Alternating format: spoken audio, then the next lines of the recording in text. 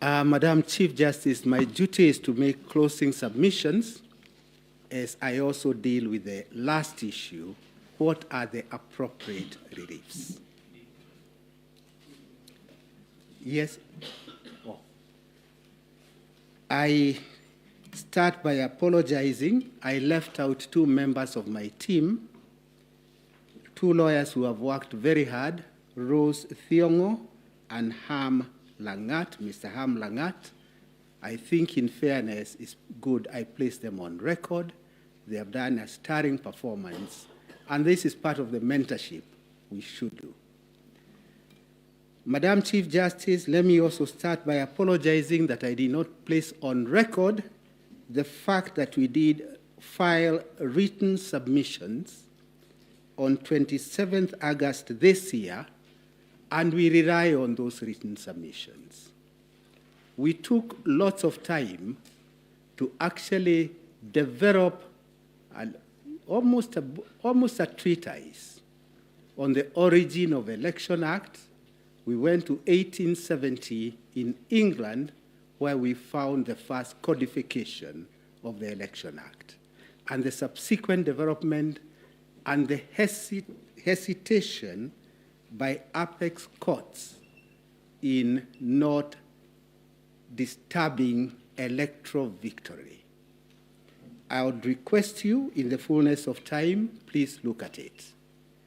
I should also, in fairness, indicate that the authority I referred to from Ghana decided last year the Mahana decision is authority number 5 in our list of authorities.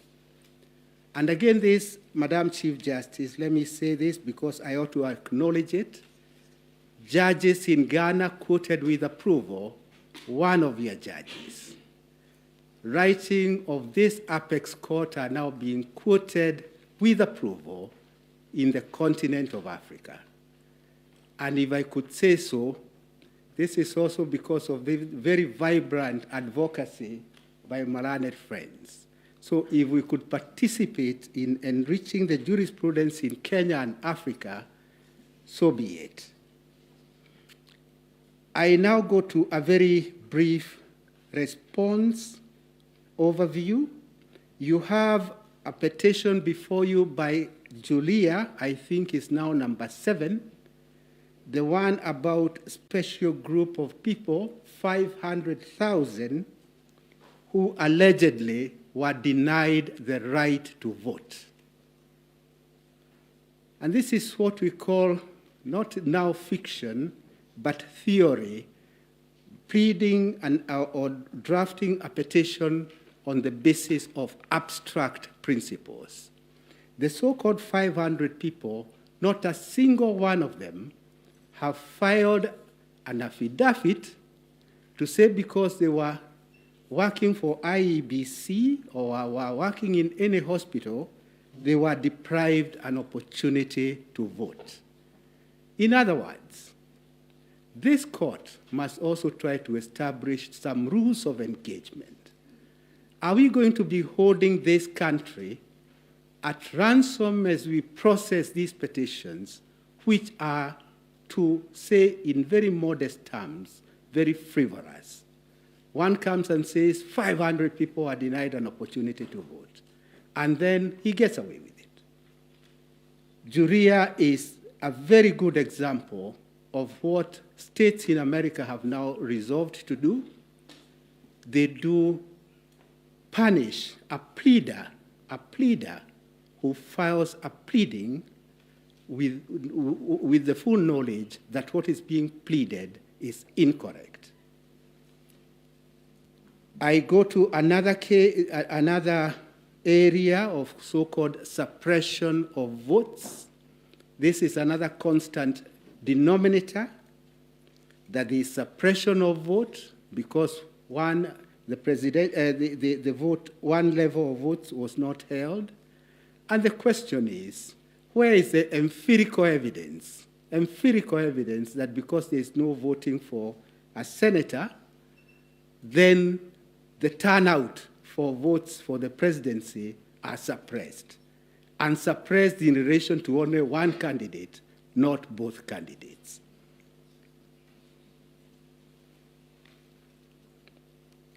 My learned friends have talked about what yesterday was being called dysfunctional IEBC. It is not dysfunctional IEBC. It was a functional IEBC until 3 p.m. on 15th. On 15th August, towards 3 p.m., some commissioners were hijacked with their free will, and they opted to walk out from their brothers and sisters. There is a point that concerns me as a regular practitioner in this court, in these electoral cycles. And this is this. For how long are we going to allow our political class to advance self-interest, and to hold this country in perpetuity of uncertainty? That is something I think, Madam CJ, you now have an opportunity under Section 3 of your Act. The first fundamental in Section 3 is your true north, is supremacy of the Constitution. Your true north being the supremacy of the Constitution, and then other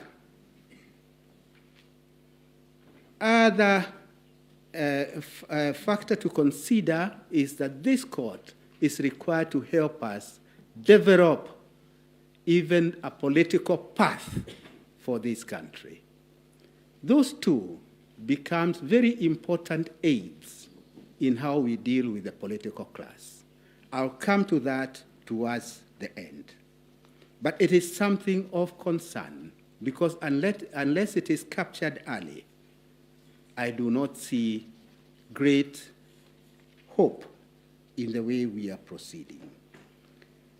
Madam CJ, first and second respondents are very ordinary Kenyans, very ordinary, humble origin, and this is a country I always have thought is a country of hope and opportunity. Hope and opportunity for each and every Kenyan. A child from humble origin ought to aspire one day to be a Chief Justice of this country. A child of very humble origin ought to aspire to be a top surgeon in this country. I say all this because, in all fairness, unless we show hope and opportunity to all, then we'll be missing an important aspect of our growth. There were questions that were posed to my learned friends. Since I won't have another opportunity, allow me just a few minutes to deal with a few of them. I'll start with the first question about rejected votes. It was posed by one of the judges. Rejected votes is a point we litigated in Raila 1, that is 2013, not as a side issue, but it was the subject of a petition. In 2013, there was a petition dealing with nothing but rejected votes. Rejected votes, Madam CJ, can be the third candidate. It's very easy for rejected votes to be the third candidate. And in 2013 at Bomas, where I had the pleasure and privilege of being the chief agent for the candidate, it became quite obvious that rejected candidates would be the third candidate in that contest. And if they were to be factored, then the whole purpose of rejected votes is to bring down the victory of the candidate who would otherwise have won. So it is a point we litigated at length. Some of my learned friends, my seniors, we litigated at length, and this court held and found that what is to be considered are the valid votes cast. So in my submission, that is a point that has been dealt with. it was again repeated by the court in Ghana. Last year, they rejected the notion of considering rejected votes in the final tally.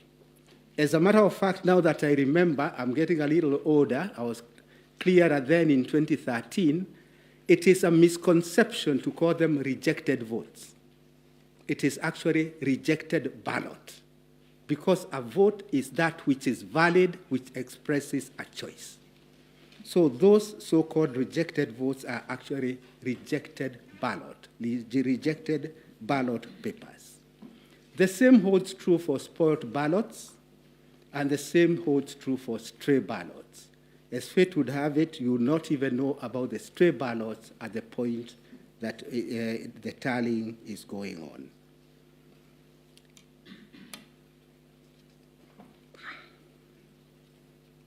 I associate myself with the submissions made by my learned friends, IEBC. They are the ones who conducted the election. It is not within our place to supplement their submissions. We wish to associate ourselves with the submissions, particularly as regards how the election was conducted. I come to what is the elephant in the room, to quote Tata, who I have never quoted before.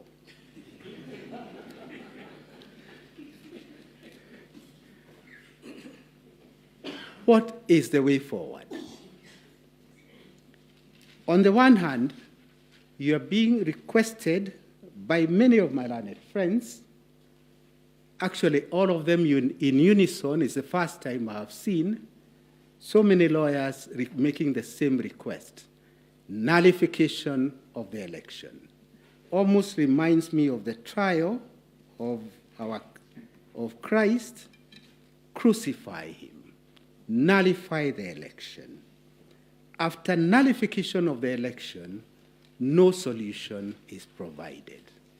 But all they request is nullify the election. As you consider the rival position, I will request you to consider the following. In the event you nullify the election, you will effectively be rejecting the substantive truth that the majority of voters in this country express their free choice.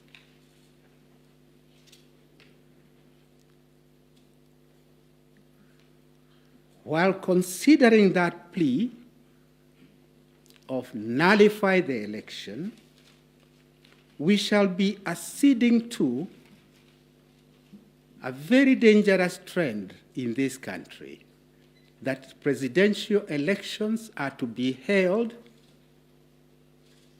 and if I'm aggrieved, not because of any error, but I want to hold the country at ransom, I will walk to the Supreme Court and the election will be nullified. While considering that request, please also consider the far-reaching consequences that we all participated, we all experienced in 2017. That is on the one hand. On the other hand, the first and second respondent come to you with a request. The request is, voters did exercise their right. Hold them to that covenant. The covenant is they made a choice. Do allow the country to now move forward. We cannot and cannot afford election mode in perpetuity. I think I have said enough to demonstrate where my mind is. It is time for finality and stability. Finality and stability. In doing so, Madam Chief Justice, you'll be sending yet another signal to the political class. And here I am not finger-pointing anybody. As I said in 2013, what I say for this client is what I'll say for the next client who is in that class. The country does not belong to them. This country belongs to all of us. And since the country belongs to all of us, no person should consider that there is an entitlement. Considering that there is an entitlement is to engage in an illusion. That illusion ought to be replaced by reality. Reality is that it is voters who make their choice. And once voters have made their choice, let us inculcate a culture that my brothers and sisters on this side are now used to. We walk to our court. We may think the law is on our side. We may think we are entitled to victory. But we accept the verdict of the court because much as we may think we are eloquent litigators, the final word is always with the court. With those comments, may I very humbly and respectfully request this court to let this cycle come to an end so that we can get back to our business, the business of developing our country. With those remarks, I would wish to close and to donate the 30 minutes to the court because we are patriotic enough to know that it's not really in the interest of this country to engage this never-ending circle of litigation. Thank you very much. Unless you have any questions for us, that's the end of our case. Thank you very much. We appreciate the donation and the appreciation that this time that we have is very, very tight because for us, the work actually begins when we finish all this. The bench will have questions to those submissions that have been made today. But I think there are a few who might also want to add some questions to the petitioners, especially the commissioners who are supporting the petition. I think what we want to do now is take a short health break, resume at 5:20, and this is going to be the order of business. We will ask questions to the petitioners and the commissioners who are supporting the petition. They will still respond tomorrow when they are doing their responses. But for the respondents, the first and the other respondents, we will request them to answer today the questions. We will also share the report on the scrutiny and the orders that were issued by this court on the discovery issues, the application by the petitioners. I think it was the first petitioner, Kerif Karifa, and the youth advocacy. They had applications for scrutiny. That report is being finalized. It will be shared.